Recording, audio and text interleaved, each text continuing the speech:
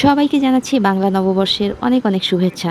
যদিও আপনারা ব্লগটা দেখছেন নববর্ষ পার হয়ে যাবার পরে, কারণ অবভিয়াসলি ভিডিও এডিট করে আপলোড করতে কিছুটা টাইম তো লাগবেই। তো কেমন কাটলো আপনাদের পহেলা বৈশাখ? আমি পহেলা বৈশাখ কিভাবে কাটালাম তার সব কিছু নিয়েই থাকছে আজকের ব্লগ। তো চলুন ব্লগটা শুরু করা যাক। এখন বাজে সকাল 9টার মতো। আমি মাত্রই উঠলাম ঘুম থেকে। এখন সবার আগে ফ্রেশ হয়ে আমার বেসিক যে স্কিন কেয়ার সেটা করব, মানে ময়েশ্চারাইজার, সানস্ক্রিন এসব লাগাবো আর কি। এই তো আমি হাত মুখ ধুয়ে চলেও আসলাম। মুখ ভালোভাবে মুছে হালকা ভেজা থাকা অবস্থাতেই প্রথমে আমি একটা স্প্রে ব্যবহার করব। এই স্প্রেটা আমি নিজেই বাসাতেই বানিয়েছি। স্প্রেটা আমি সবসময় ফ্রিজেই রাখি। এখন তো গরম পড়ে গেছে, সকালে উঠে যখন ঠান্ডা ঠান্ডা স্প্রেটা মুখে দিই তখন অনেক রিফ্রেশ লাগে। আর মুখে দেওয়ার আগে এটা ভালোভাবে জাকিয়ে নিতে হবে।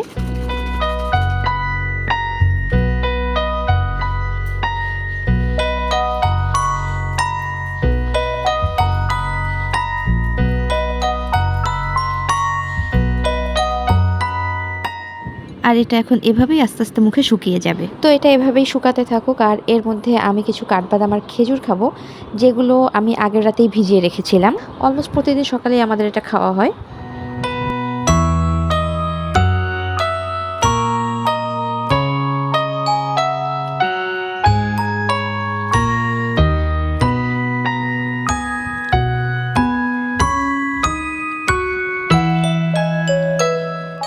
এর মধ্যে আমি একটু ছোলা মুড়িও খাই।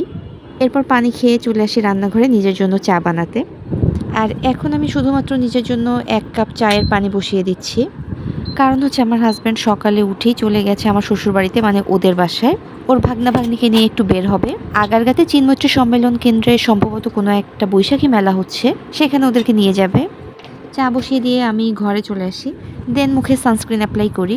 সানস্ক্রিন দিতে দিতে ভাবছিলাম যে আজকে বৈশাখে কোন শাড়িটা পরবো, শাড়ির সাথে কি কি জুয়েলারি পরবো সেগুলো একটু বের করে দেখা দরকার। এর মধ্যে আমি আবার কিচেনে গিয়ে দুধের মধ্যে চা পাতা দিয়ে আসি। রুমে এসে আমি শাড়ি ব্লাউজগুলো বের করলাম। এখানে শাড়ি একটা আমি মোটামুটি কনফার্ম করেছি পরার জন্য, তবে এটা পরার আগে একটু আয়রন করে নিতে হবে। কিন্তু এখন কনফিউশন হচ্ছে ব্লাউজ নিয়ে, যে এই শাড়িটার সাথে আসলে কোন ব্লাউজটা বেশি ভালো লাগবে। এখানে 3টা অপশন আছে। একটা হচ্ছে এই সাদা ব্লাউজটা,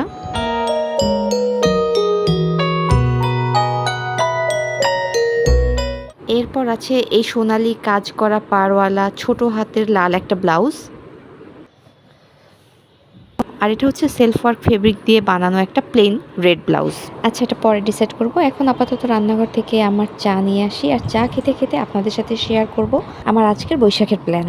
তো প্রত্যেক বছর পহেলা বৈশাখে আমরা যেটা করি, যে আমরা রেডি হয়ে বলতে ছেলেরা পাঞ্জাবি পরে আর আমরা মেয়েরা শাড়ি পরে আমার বড় মামার বাসায় যাই এবং সেখানে সবাই মিলে একসাথে পান্তা খাই। সাধারণত এই আয়োজনটা সকালবেলাতেই করা হয়ে থাকে, তবে এবার মানে আজকে এটা প্ল্যান করা হয়েছে দুপুরে। তো দুপুর 2টার দিকে আমরা যাব বড় মামার বাসায়। আর আজকে সবাই একটা একটা করে আইটেম বানিয়ে নিয়ে যাবে। আমার ভাগে পড়েছে ডিম ভাজি, মানে আমাকে ডিম ভাজি করে নিয়ে যেতে হবে। কেউ আলু ভর্তা নিয়ে যাবে, কেউ ডাল ভর্তা, কেউ করলা ভাজি, এরকম। তো আমি ভাবছি যে ডিমের পেঁয়াজ মরিচটা আমি এখনই কেটে রাখবো, যাতে করে যাওয়ার আগ দিয়ে ঝটপট ডিম ভেজে নিয়ে যেতে পারি। তো চা খাওয়া শেষ করেই আমি চলে গেলাম কিচেনে পেঁয়াজ মরিচ কাটতে।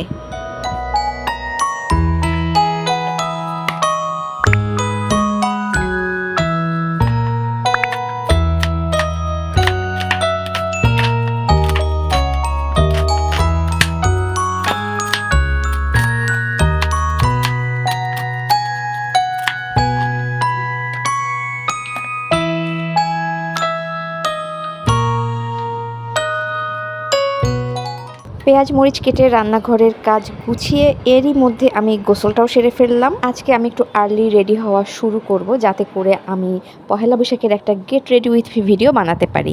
প্রত্যেকবার বাইরে যাওয়ার আগে রেডি হওয়ার সময় আমি ভাবি যে আমি একটা করে gate ready with me video বানাবো, কিন্তু কখনোই বানানো হয় না সময় স্বল্পতার জন্য। কোথাও বের হওয়ার আগে অনেক তাড়াহুড়ো থাকে সব সময়, কিন্তু আজকে আমি একদম ঠিক করেছি যে get ready with me video বানাবোই। তো এই তো চলে আসলাম রেডি হতে। আর আজকে আমি পরবো এই শাড়িটা।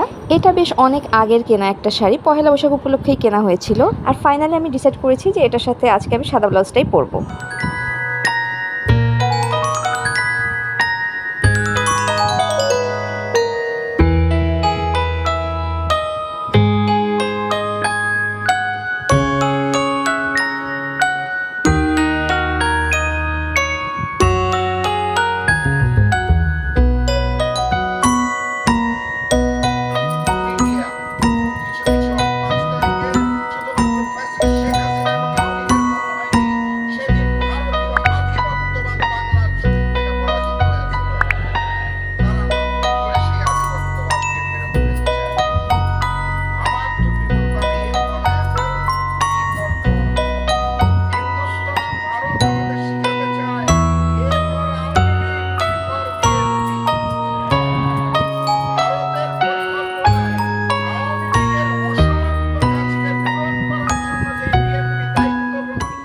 ফাইনালি আমার বৈশাখের gate ready with me video record করা ডান।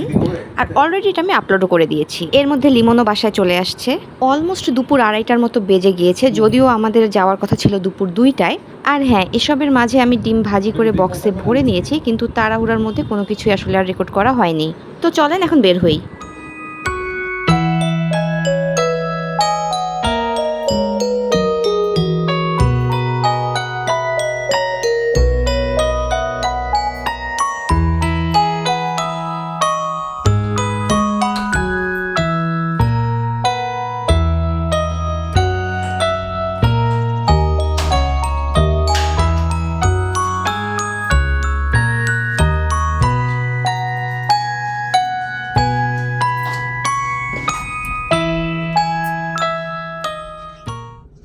প্রতি বছরের মতো এবারও বড় মামার বাসায় পান্তা খেতে যাচ্ছি আমরা। সাথে করে নিয়েছি ডিম ভাজি। ডিম ভাজি।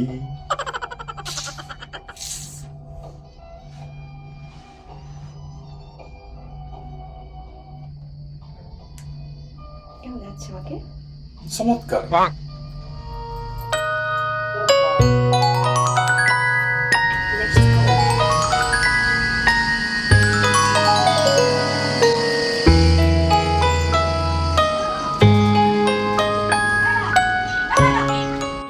বড় মামার বাসা আমাদের বাসা থেকে একদম কাছে, 2 মিনিটেই চলে আসলাম।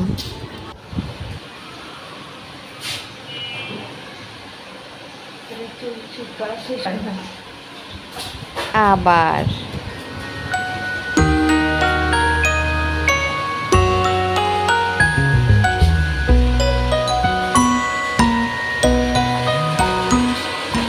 এই যে আমাদের পান্তার আয়োজন নিয়ে আমরা ফ্লোরে বসে পড়েছি।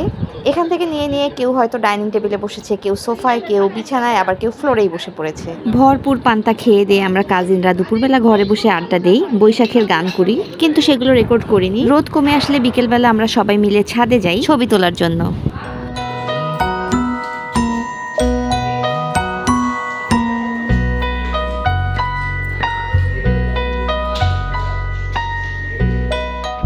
আর ছাদে এসেই ছেলেরা এই গরমের মধ্যে শুরু করেছে ক্রিকেট খেলা। মানে এরা যেখানেই যাবে সেখানটাকেই একটা ক্রিকেট স্টেডিয়াম বানিয়ে ফেলে। তো এখানে আমরা বসে বসে ওদের খেলা দেখছিলাম।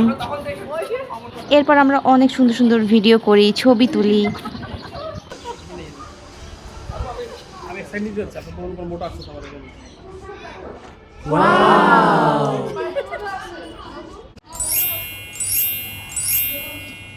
আবার আবার